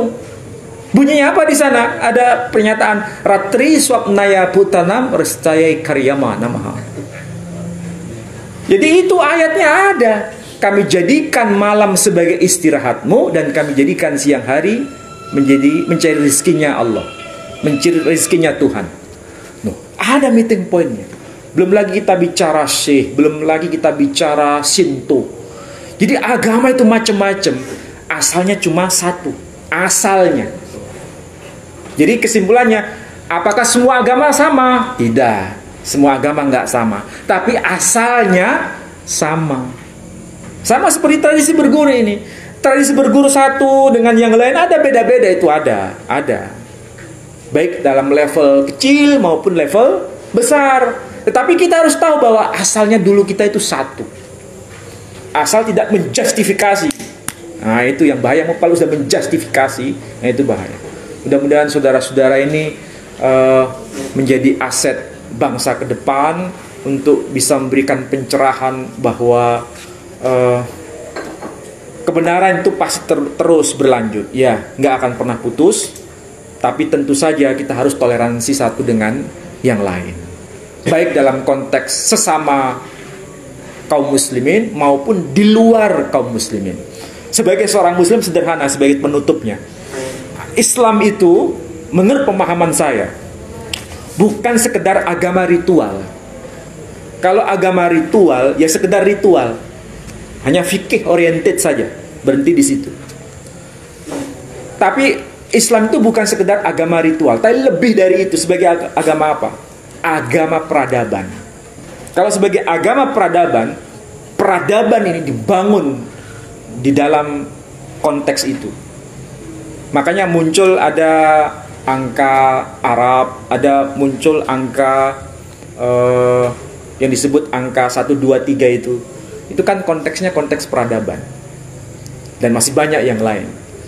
Jadi sekali lagi mudah-mudahan itu memberikan semangat baru bagi kita untuk semakin tahu perbedaan-perbedaan. Saya kira itu Pak Nyoman ya. Pertanyaannya begitu, jawabannya ya lumayan panjang ya. Baik, ada yang lain yang mau tanya?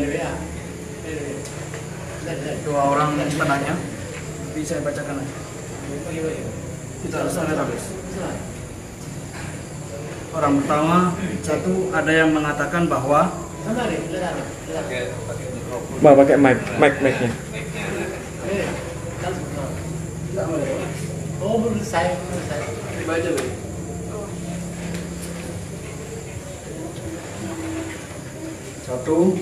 Satu-satu aja dulu ya, supaya nanti saya bisa fokus. Ya. Nah, satu orang ada 3 pertanyaan, cuma rasanya berkaitan. Satu, ada yang mengatakan, orang pertama yaitu satu, ada yang mengatakan bahwa Yahudi dan Nasrani adalah musyrik. Mohon penjelasannya. 2, apakah As-Sabi'in adalah kaum Nabi Daud, dan apakah As-Sabi'in itu adalah Hindu atau Buddha dalam istilah sekarang? Lalu bagaimana umat Nasrani atau Yahudi atau Sabi'in yang tidak mengikuti syariat Islam setelah kenabian Nabi Muhammad, namun tetap mengikuti ajaran Injil atau Taurat atau Zabur? Ya. Jadi saya langsung ringkas saja. As-Sabi'in yang dimaksud dalam Al-Quran itu merujuk pada kaum, menurut kitab-kitab tafsir, itu adalah mereka yang mengikuti ajaran Nabi Yahya bin Zakaria. Itu poin pertama. Merujuk pada ajaran yang dibawa oleh Yahya bin Zakaria sebelum Nabi Isa alaihissalam. Ada pendapat lain, as-sabiin itu adalah mereka yang bergantung pada bintang-bintang. Nah, kalau konteksnya begitu, para ulama sudah memberikan keluasan dalam mengenai pandangan-pandangan. Ternyata tidak satu pandangan kan, tapi ada beberapa pandangan. Mana yang betul? Wallahu a'lam. Karena itu berkaitan dengan tafsir-tafsir. Tidak ada kutipan hadis yang mengukuhkan dan menguatkan mana yang lebih kuat. Tidak ada. Jadi bisa berbeda pandangan mengenai as-sabiin tadi. Nah, kalau sudah bicara as-sabiin dalam konteks jawaban saya yang kedua tadi berkaitan dengan bintang-bintang, nanti itu Hindu masuk dalam konteks itu. Hindu masuk dalam konteks as-sabiin. Yang kedua berkaitan dengan Yahudi dan Nasrani. Kalau pemahaman mengenai ahlul kitab di dalam Al-Quran, itu hampir sebagian besar, hampir bisa dikatakan 100%. Kalau bicara ahlul kitab, itu selalu rujukannya kedua, yakni Nasrani dan Yahudi. Nah, yang menarik di situ ungkapan kata ahl. Ahl itu artinya keluarga. Ahl itu artinya keluarga. Berarti bagian dari kita sendiri. Karena masih menjadi keluarga besar. Meskipun pada akhirnya keluarga besar itu berpisah satu dengan yang lain. Ibarat satu rumah beda kamar. Kita bisa nggak hidup satu rumah? Bisa. Tapi kalau sudah masuk ke kamar, apa semua masuk di kamar yang satu semua itu? Nggak, masuk ke kamar masing-masing. Tapi masih satu rumah besar yang disebut sebagai Al-Adyan Al-Ibrahimiyah itu. Jadi agama-agama Ibrahimiyah itu, agama-agama yang merujuk pada imannya Ibrahim. Nah, bagaimana statusnya mereka yang tidak beriman kepada Nabi terakhir? Nah, kalau statusnya itu adalah dia belum menemukan jawaban secara tepat apakah ini orangnya atau bukan, itu dia berada dalam konteks proses sebetulnya. Proses. Jadi orang yang dalam pencarian. Tapi kalau dia sudah tahu betul kemudian dia menolak, nah itu ada konsekuensi logis. Itu kalau dalam teologi Islam ya, teologi Islam. Saya bicara dalam atas nama Islam, atas nama ulama yang memberikan penjabaran begitu. Kalau belum tahu, belum bisa percaya karena masih iya atau betul, barangkali berpikiran begitu akibat ulah kita sendiri. Ada kan orang itu tidak tertarik dengan Islam gara-gara bukan karena Islamnya, tapi gara-gara perilaku orang Islamnya, sehingga itu menjadi penghalang. Banyak saya menemui kasus kayak gitu ada. Tapi alhamdulillah sebagian besar mereka bisa bedakan hari-hari. Oh, hari-hari begini. Oh, ini Islam. Oh, ini orang Islam. Beda antara Islam dengan orang Islam. Nah, kalau orang-orang Yahudi, orang-orang Nasrani tidak beriman kepada khataman nabiyyin karena belum yakin dalam arti apa betul ini orangnya atau tidak, nah, itu dalam proses. Berarti kita tidak bisa menghukumi. Biar itu urusan Allah Subhanahu wa ta'ala. Tapi kalau sudah tahu Islam itu betul, Nabi itu betul, tapi dia menolak, nah ini yang disebut muqassir. Bukan qasir, tapi muqassir. Jadi orang yang sudah tahu tapi tidak mau tahu. Beda kan antara yang tidak tahu dengan orang yang sudah tahu tapi tidak mau tahu. Nah, itu beda. Jadi vonisnya bisa beda. Nah, kalau saya cermati dari pemahaman Syekh Imron sendiri berkaitan dengan agama-agama yang macam-macam itu nanti diselesaikan ketika kiamat itu mau terjadi. Nah, itu nanti akan menjadi apa? Penyelesaian muara besar. Jadi jawabannya adalah ada dua kemungkinan. Satu, dia dalam proses, artinya dia muslim dalam tanda kutip, kan dalam proses pencarian. Pernah mungkin ya saudara-saudara pernah dapat informasi hadis dari para guru-guru kita, ada orang yang membunuh 99 ulama waktu itu. Kemudian dia mau bertobat, menemui seorang guru. Kemudian dia meminta jawaban, apakah dosa saya bisa diampuni kalau saya bertobat. Jawaban guru ini, oh nggak bisa, dosamu terlalu besar. Sudah 99 guru yang sudah kamu bunuh. Akhirnya apa? Guru dibunuh lagi. Berarti genap berapa? 100. Tapi dia masih ingin bertobat. Waduh, dosa sudah semakin bertambah. Satu lagi, 100 orang yang sudah dibunuh. Tapi dia mencari guru lagi. Kemudian guru ini amat bijaksana.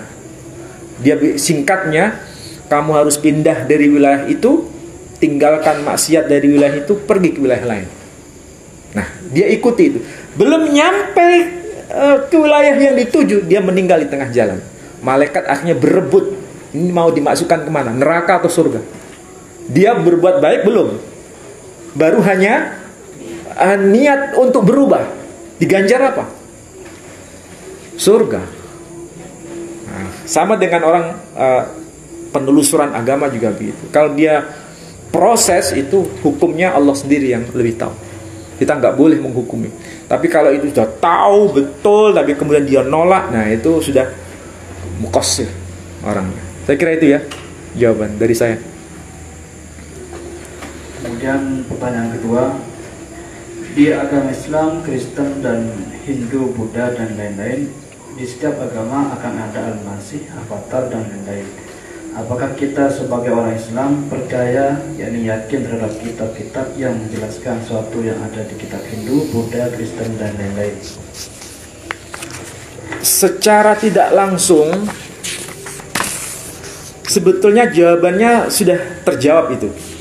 Dalam arti begini, salah satu ciri yang beriman di dalam Al-Quran itu kan jelas, walladzina yu'minuna bima unzila ilaika wa ma unzila min qablik. Salah satu ciri orang yang muttaqin adalah poinnya beriman atas apa yang diturunkan kepadamu, yakni kepada khataman nabiyyin Muhammad sallallahu alaihi wasallam, dan beriman atas apa yang diturunkan sebelum kamu. Dan kalimatnya sama, tanzil. Jadi kalau Quran tanzil, turun, tanzil. Wahyu-wahyu selain Quran juga tanzil. Tidak ada perbedaan. Sama, statusnya sama. Quran tanzil, kitab-kitab yang sebelum Quran juga tanzil, sama. Tidak ada perbedaan. Bahkan ditegaskan dalam Quran namanya. Apa itu? Injil, Taurat, Zabur. Cuma kalau di dalam Al-Quran, selain disebutkan bahwa Quran tanzil, sekaligus Allah berkata, inna nahnu nazzalna dzikra wa inna lahu lahafidun. Sesungguhnya kami yang menurunkan, tanzilkan Quran dan sekaligus menjaganya. Nah, kalau kitab yang sebelum Quran, Allah hanya berkata tanzil.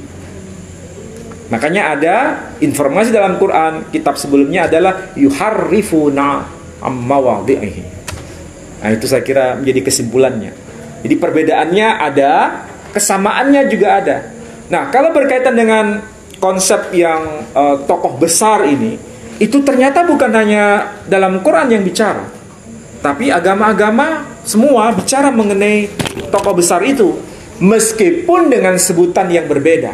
Ya wajar sebutan beda itu kenapa bisa timbul? Karena bahasa yang dipakai beda. Bayangkan dalam Quran disebut Qul huwallahu ahad, katakanlah Allah itu satu. Kalau diterjemahkan dalam bahasa Hindi menjadi Allah ekhihe, sementara dalam bahasa kitab Brahma Sutra disebut Bhagawan ekhihe. Beda nggak antara Allah ekhihe dengan Bhagawan ekhihe? Ada yang sama, ada yang beda. Samanya apa? Sama-sama menyebut bahwa ada yang maha satu. Satu disebut Allah, satu disebut Bhagawan. Kenapa kok bisa beda? Satu bahasa Arab, satu bahasa Sanskrit. Jadi kalau bahasa Sanskrit dengan Arab itu tidak nyambung sebetulnya, karena bahasanya dari dua tradisi beda besar. Tradisi Arya dengan tradisi Timur Tengah itu beda besar. Artinya apa? Kalau Arya itu lingkup tradisi Arya itu kalau mau disambungkan itu Hindu dengan Buddha, dengan Sikh, dengan Jain. Ini sama-sama tradisi ini, tradisi bergurunya ini. Ada Hindu sendiri, ada Buddha sendiri, ada Jain sendiri, ada apa lagi tadi? Sikh sendiri. Bahasanya mirip-mirip, tapi dalam satu payung tradisi besar Arya. Nah, nanti yang sebelah sana itu ada yang di Timur Tengah, yang namanya tradisi Semit, Samiyah kalau di kalangan pesantren. Itu tradisinya besar, dibagi lagi menjadi 3 agama besar. Ya ini apa itu? Ada Yahudi, ada Kristen, ada Islam. Ya, itu tradisi berguru lagi kan? Ada Yahudi, Kristen, Islam. Yahudi itu dibagi-bagi lagi, ada sub-sub tradisi lagi. Tradisi berguru lagi. Ada yang disebut kaum Yahudi Ashkenazi, ada Yahudi Sephardi, ada Yahudi Mizrahi, ada Yahudi Heradi. Tahu Yahudi Heradi? Kalau kita mungkin ada orang Yahudi Heradi datang ke sini misalnya, itu dikiranya itu seorang muslimat yang sangat betul-betul sangat Islami. Kenapa? Karena yang kelihatan hanya matanya saja. Bisa bayangkan ya, yang kelihatan cuma matanya saja, semua ditutup. Itu Yahudi Heradi. Bayangkan. Itu kan kayak muslimah saudara kita yang biasa kita kenal. Tapi ada juga Yahudi yang tidak seperti itu. Pakaiannya biasa saja. Jadi mereka ada sub-sub besar. Yang Muslim juga begitu. Bisa macam-macam. Ada apa? Ada Sunni, ada Syi'i, ada apa lagi? Salafi. Muridnya Syekh Imran itu yang Sunni ada, yang Syi'i ada. Coba bayangkan, seorang guru dia bisa menerima beda dengan muridnya. Ini kok bisa begitu? Ya karena memang tidak merasa ini yang kamu harus saya tenggelamkan, saya harus tidak tenggelamkan. Enggak begitu prinsipnya. Ada perbedaan itu ya. Kalau bahasa saya sederhana seperti yang saya katakan tadi pagi itu. Kalau dicari benang merah kita dengan Kristen ada kesamaan. Misal kita yang Sunni ya, kita yang Sunni itu mirip seperti orang Kristen Ortodok.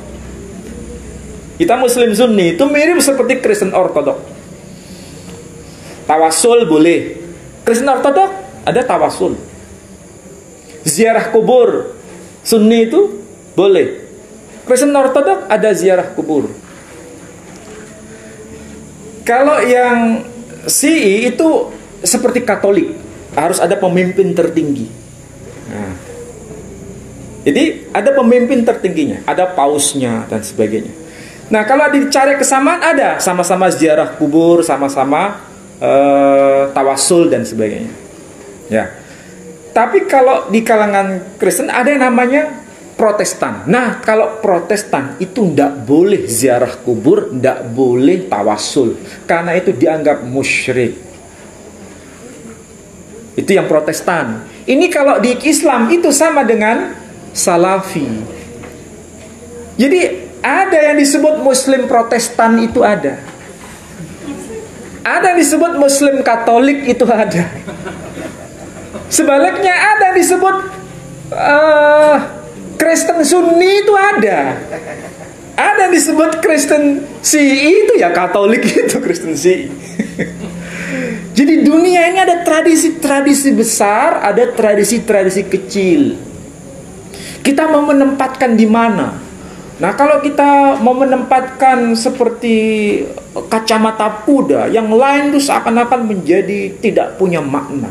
Itu yang paling bahaya. Makanya kita diajarkan oleh guru-guru kita untuk saling bisa toleran, baik sesama Muslim maupun di luar Muslim. Saya pernah baca ada satu buku, Sayyidina Ali itu pernah punya kata-kata mutiara. Saudaramu itu ada dua, saudara satu iman dan saudara dalam kemanusiaan. Kalau saya dengan Pak Nyoman itu saudara dalam satu kemanusiaan. Kalau saya dengan panjenengan di sini itu saudara dalam satu iman, karena imannya sama. Kalau saudara dalam satu kemanusiaan. Cara bagaimana kita sebagai manusia hidup yang benar? Kalau semua kita pandang manusia, berarti apapun pemikirannya, apapun agamanya, apapun warisan tradisinya, kita anggap dia adalah manusia sama seperti kita juga mengaku manusia. Dan harus memperlakukannya lebih daripada yang bukan manusia. Kita diajarkan kan dalam satu hadis misalnya, ada orang yang pendosa, manusia perempuan pendosa, pezina, tapi dia diganjar surga gara-gara apa? Memberikan minum kepada seekor anjing. Berarti pelajaran besar bagi kita. Pelajaran besar. Makanya Allah itu maha syakur. Kalau kita, syakurnya kita ini kayak apa? Kita ini tidak pandai bersyukur kita. Allah diberikan penghormatan sedikit apapun, dia tidak pernah protes kepada kita. Padahal dia layak untuk menerima segala penghormatan dari kita. Makanya kita harus belajar dari kebenaran itu. Saya kira itu ya jawabannya. Sudah paham ya? Ada lagi? Ada dua. Kalau memang semua agama asalnya sama, agama apa saja yang paling menjalankan tradisi berguru dengan utuh? Waduh, nah kalau ini jawabannya agak susah saya jawab.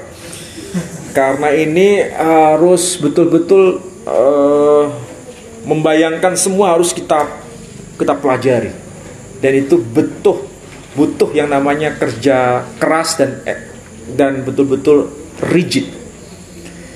Pasti yang namanya agama itu mengenal yang namanya klaim eksklusif itu ada. Kalau saya tanya sekarang, agama mana yang paling benar menurut Muslim? Agama apa? Jawabannya Islam. Kalau kita tanya Pak Nyoman, agama itu macam-macam enggak Pak? Oh jawabannya, oh ya macam-macam. Menurut Pak Nyoman, agama yang paling benar itu apa? Jawaban Pak Nyoman apa? Hindu. Jadi di sini kalau sudah masuk kuliah itu, saya tidak boleh ikut campur di situ.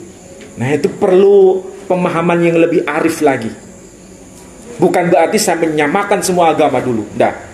Tapi ini kita mulai buka dasar dulu. Dasarnya kita adalah asalnya satu asalnya. Kemudian menjadi beberapa cabang ini. Tapi kemudian kalau ditanya mana yang paling, kalau sudah ditanya mana yang paling, nah ini saya harus hati-hati. Kenapa? Ini sudah masuk ranah yang paling rawan. Sama dengan mana pesantren yang paling, mana guru yang paling. Nah kalau begini, itu masuk ke wilayah yang paling sensitif. Makanya kita harus bersih. Dalam arti tidak ada sesuatu yang menjadi jerat bagi kita. Nah, itu sudah masuk wilayah yang paling privasi. Kalau sudah privasi, sama seperti begini, siapa wanita yang paling cantik di dunia ini? Jawaban kita apa? Istri saya. Ya kan? Istri saya. Siapa yang bisa bantah? Nggak ada, orang saya sendiri kok. Jadi kalau begini, ini wilayah privasi, tidak boleh diperdebatkan. Bisa diperdebatkan, tapi dalam konteks studi yang lebih intensif, lebih arif. Jadi tidak bisa dibawa ke forum umum, tapi harus forum yang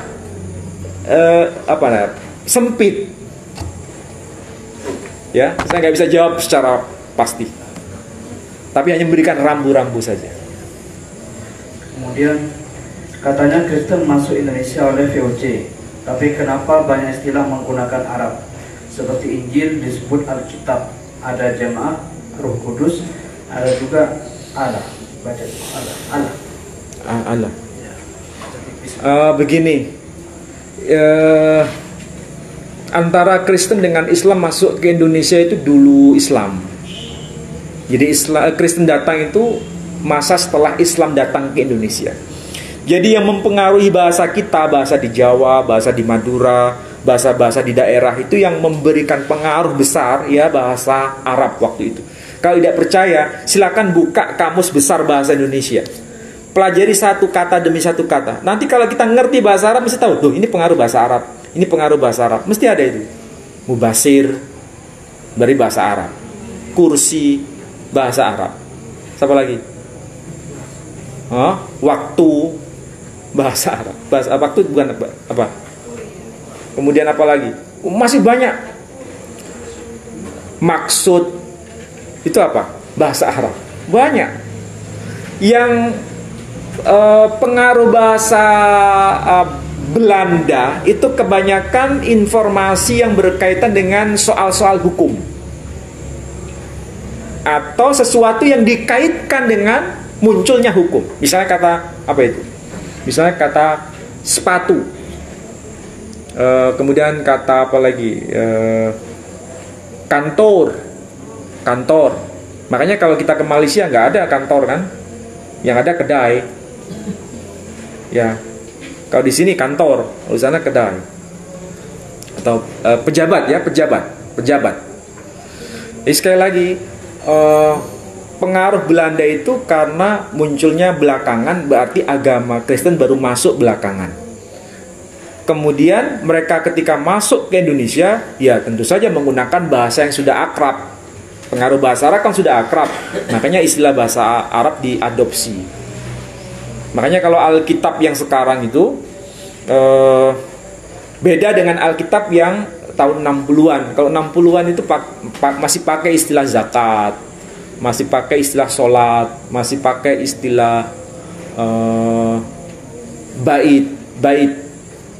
bait juga bahasa Arab. Tapi sekarang sudah hilang, diganti menjadi istilah sembahyang, rumah ibadat. Nah, dulu disebut istilah masjid dulu. Saya punya Alkitab yang tahun 60-an pakai istilah masjid. Tapi karena memang waktu itu sudah biasa orang menyebut masjid, tempat ibadah ya masjid. Tapi sekarang sudah khusus itu milik umat Islam. Nah, kalau sudah begini harus saling menjaga, jangan sampai dicampur aduk. Kayak kasus di Bali dulu. Itu ada sekolah Katolik pakai nama Hindu. Oh, diprotes kan di Bali.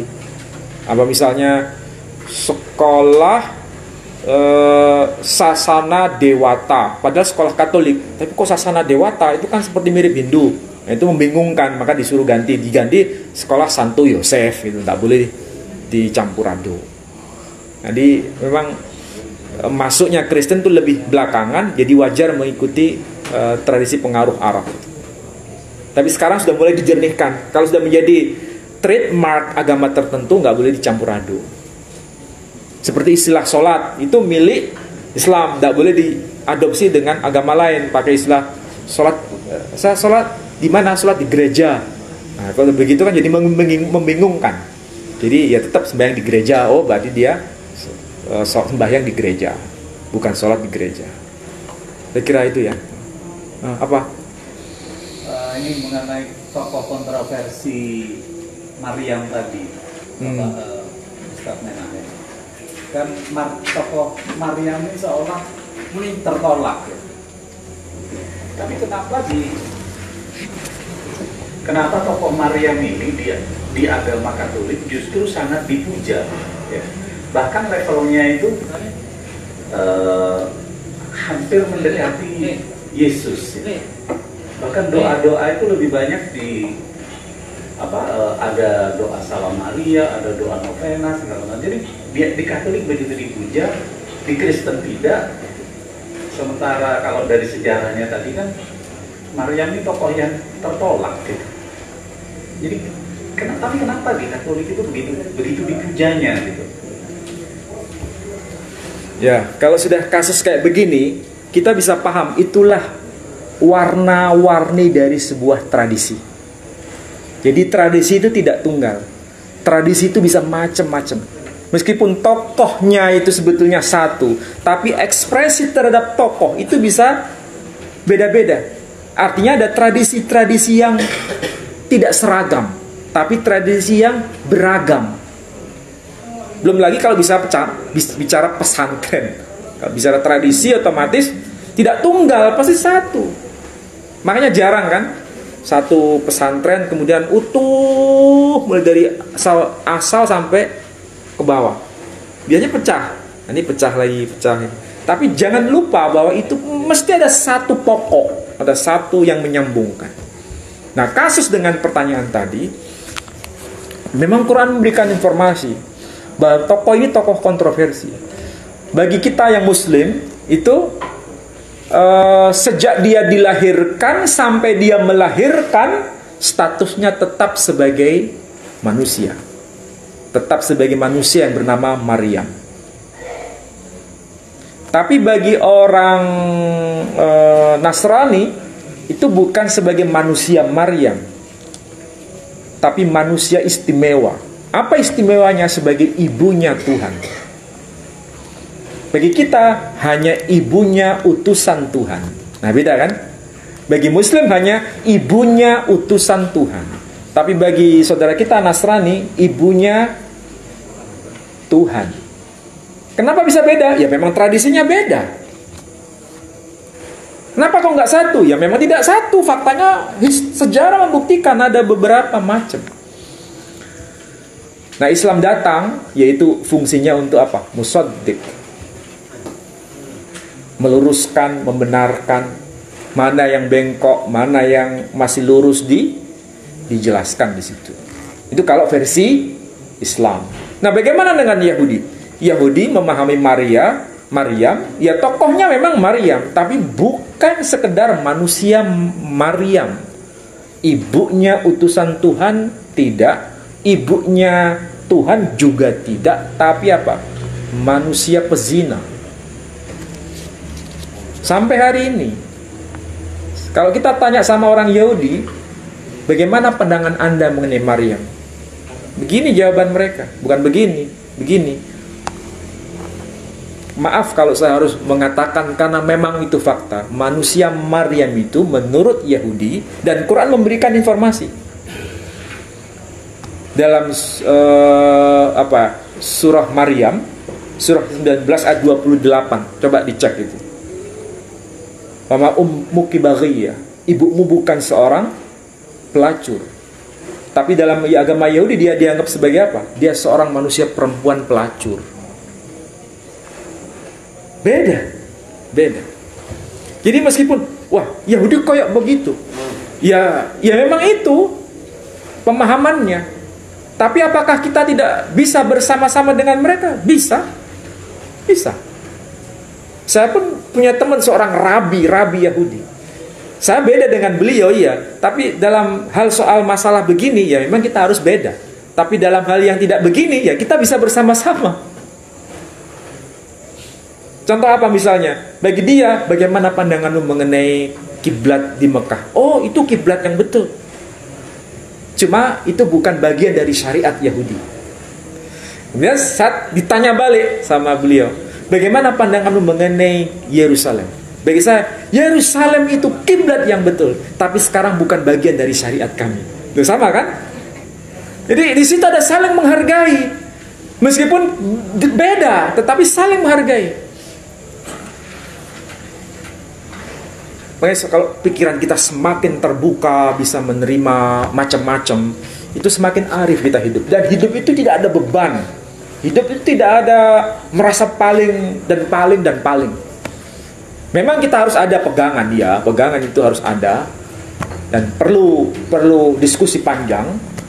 Tapi kita harus tahu bahwa ada perbedaan-perbedaan sampai selevel itu. Manusia Maryam kayak begitu. Jadi yang paling ekstrim itu adalah manusia pezina. Yang ekstrim, ada ekstrim kirinya begitu. Ekstrim kanannya adalah ibunya Tuhan. Islam itu wasatah, ibunya utusan Tuhan. Nah, beda di situ. Makanya akidah Islam itu di tengah-tengah di situ. Tidak Yahudi, tidak Nasrani. Jadi ada di tengah. Bisa ke sana, bisa ke sini. Makanya kita selalu baca ghairil maghdubi alaihim waladdallin. Coba baca kitab-kitab tafsir termasuk Jalalain. Siapa yang dimaksud? Nasrani dan Yahudi. Saya kira itu ya dari saya. Mudah-mudahan apa yang saya sampaikan dimanfaat, meskipun materinya agak padat.